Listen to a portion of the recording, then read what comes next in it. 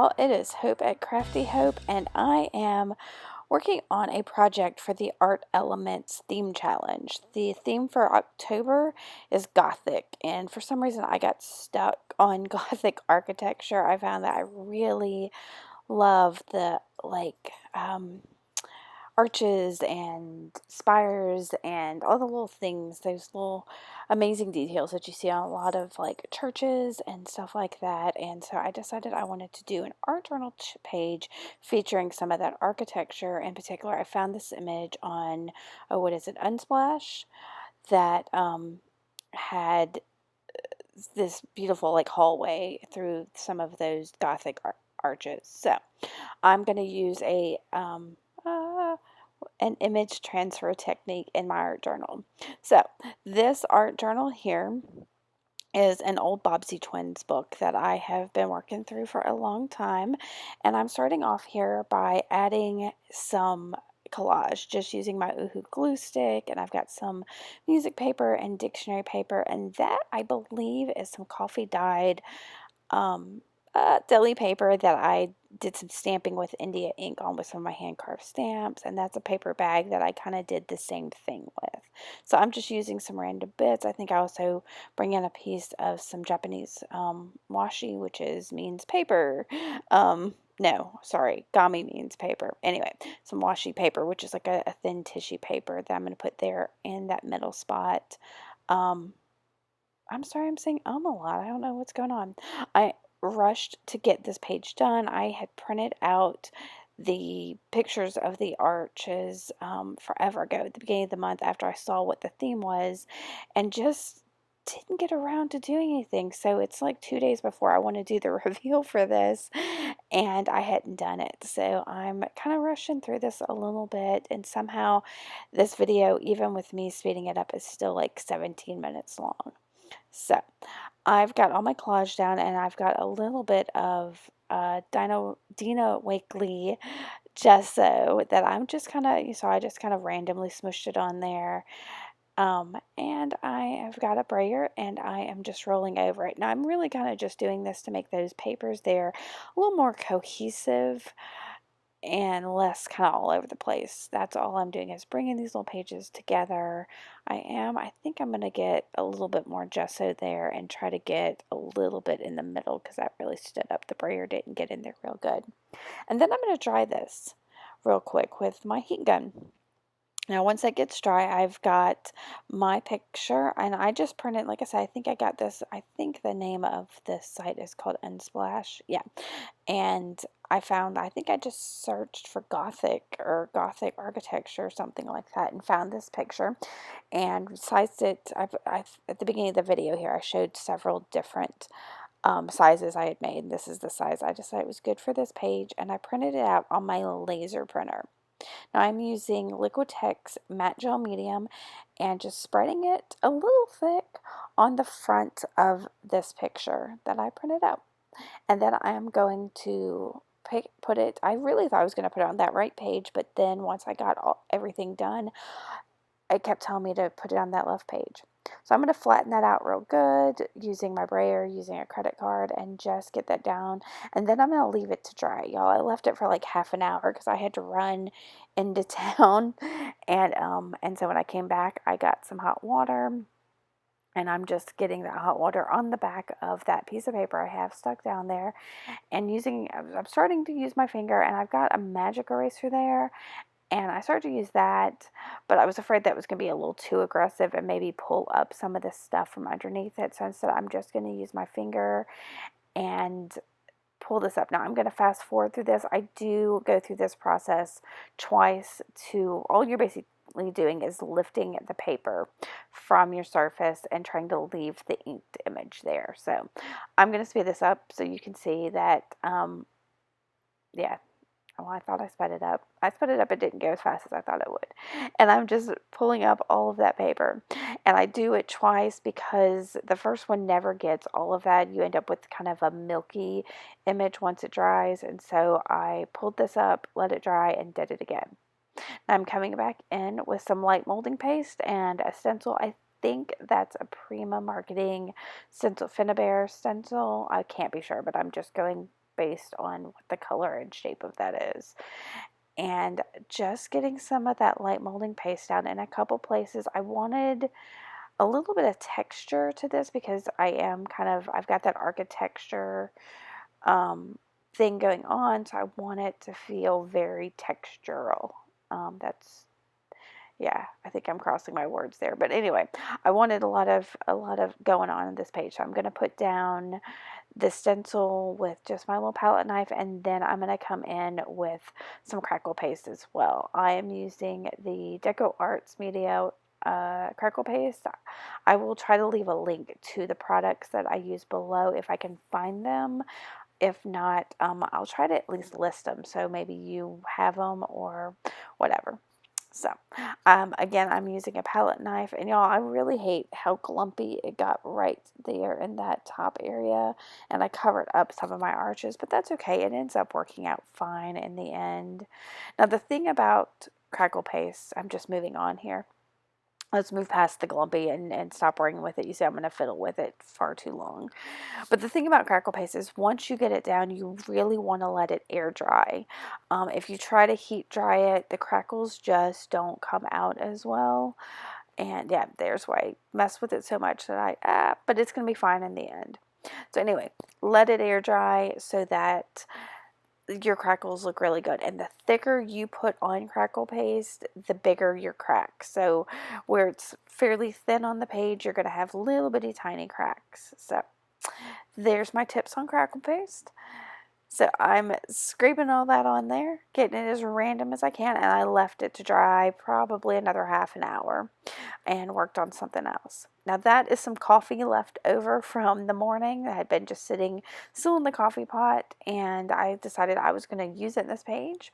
So I put it in a little jar, but I decided it wasn't dark enough, so I grab a little bit of instant coffee that I'm just going to dump in there with it and just go ahead and sprinkle it on the page while I'm at it. Now this ends up adding so much color, to the page.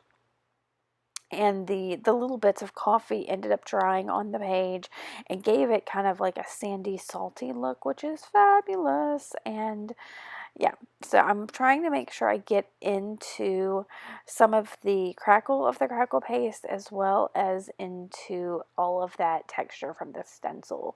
And that's where that really ends up showing up, because that light molding paste really seems to absorb that coffee, and it gets kind of in the cracks and crevices of those, and it's really awesome. So I'm going to play with this a little bit, adding more coffee and sprinkling the dry coffee. Yeah, so I'm going to sprinkle that in the dried areas.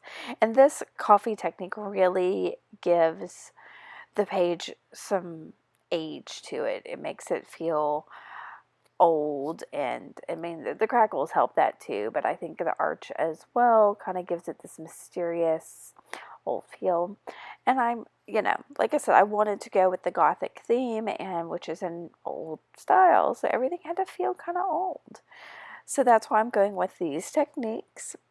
And I'm gonna play with this far too much, and then I'm gonna dry it real quick. Now it takes a long while to dry, so I'm going to cut that out and just skip ahead. And this technique I learned from Tiffany of Southern Gals Designs. If you take a, blending stump and a little bit of charcoal, if your blending stump already has charcoal on it, you don't have to do this, but I never seem to be able to keep all the charcoal on my blending stump. But that little bit of black will get down in the cracks and the crevices of your crackle. So it works beautifully to highlight any of the crackle that you've got going on your page, even those little tiny bits that got there where you put it on super thin. So again, this is just another technique I'm using to add a little bit of grunge and age to the page, in addition to the coffee and the cracks and I don't know, I just want this to feel, I don't know, like a ruin almost, I guess. Yeah, I think that's what I'm going for with it. So this, it takes a while, but I really had a good time doing it. And then I'm going to come back in and add a little more coffee in a couple places where the coffee didn't, well, I don't feel like it's dark enough. I'm using the viewfinder on my camera to show me like where it looks too bright in a couple spots, and I do this on and off through the whole rest of this. So I do have to apologize for the length of this video. I had no idea that it had gotten so long because I was really enjoying myself. And do you ever get in that where you're having such a good time making something that you don't even realize the time you're taking to do it? That totally happened. So I decided to stop fiddling with the coffee and all that. I'll come back and put more coffee on a little bit. And I'm going to build up a sentiment, y'all. A page never feels done to me if there's not some kind of inspirational words on it. So I thought I was like actually going to sew all of this little assemblage together, but I ended up changing my mind and decided to let it speak for itself, because really this is supposed to be about the architecture on there and not this little sentiment I'm adding.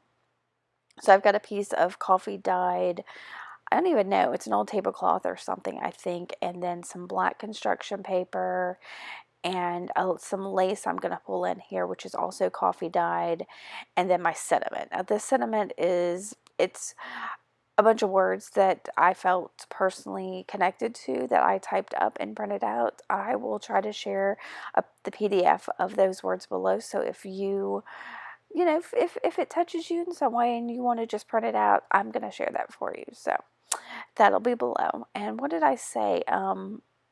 Oh, what is the word that spoke to me? Find adventure in the ordinary. And I don't know, I kind of wanted my sentiment for that to be something about the pathway or the corridor or choosing your path, and I just couldn't find the right words. And when I saw the sentiment, I realized that that corridor, that hallway, haha, if I can't say it, I'll find another word. I'm a thesaurus, y'all. Anyway, if I can't, I lost my train of thought. That corridor, that hallway could be anywhere. It could be in your imagination. It could be at your school. It could be anywhere. And you just have to make it be this magic place. Let your imagination really be where the adventure begins. So you find your adventure in the ordinary. So that's kind of where I was going with this, that that could be magical, mystical, or it could be fairly ordinary, and you make it something amazing. So that's where I'm going with that. All right, so there's that piece of lace that I've got, and I thought maybe I was going to put it down the side of the page, but there's already so much going on the page that I decided it just needed to be incorporated in the sentiment there. And like I said, I thought I was going to sew it. Here's me picking it up and trying to decide. And no, I changed my mind. I grabbed my matte gel medium and I'm going to just glue it all down. I'm going to start by putting down the what is that? What did I say? Construction paper.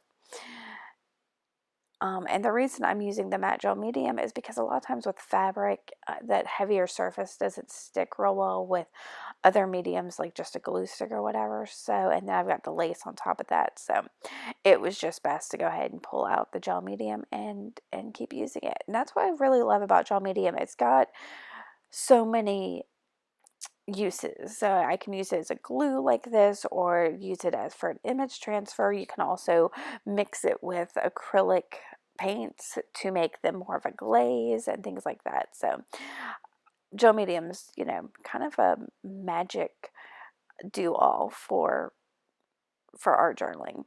So I did use a little bit of tea dye, distress ink. I don't know if you saw that while I was trying to say the word corridor. Um, but I just distressed the edges of my little sentiment there so that it kind of didn't stand out so much because it was stark white. I wanted it to blend in just a little bit more. So then I'm going to glue down. I was trying to decide I guess I was like, it seems so obvious to put it in the middle of the page. But yeah, that's just kind of where it belongs. And I told myself to stop futzing with it and just get it glued down. So I'm going to glue it down. I am going to play with the coffee a little bit more because it felt so stark white over on the left above my archway that I'm going to try to add a little bit of darkening to it after I pick up a little bit. But, and then that, let's see, is that what I do? No, you know what I do? Decided I needed to frame out this piece because I needed to bring some more black in. So I grabbed my Distress Oxide and Black Soot and my contour, it's a makeup contour brush from the Dollar Tree, and I am just going around this page to frame it up. I've got paper behind each of my pages, and so it makes it look like a bigger mess than it really is. And this really does help bring the color down, but it also helps me see that white area above my archway is too white, and that's where I decide I'm gonna add some more coffee in just a second. Okay, y'all, so that's it. That's one of my contributions for the Art Elements theme challenge for October. I've got something else I'm working on. I'm not loving it at the moment, but I'm hoping I can fix that before the reveal in a day or two. So if you like this, make sure to give me a thumbs up and subscribe so you can see what other things I have to share with you. All right, guys, thanks for watching and keep on crafting on. Bye.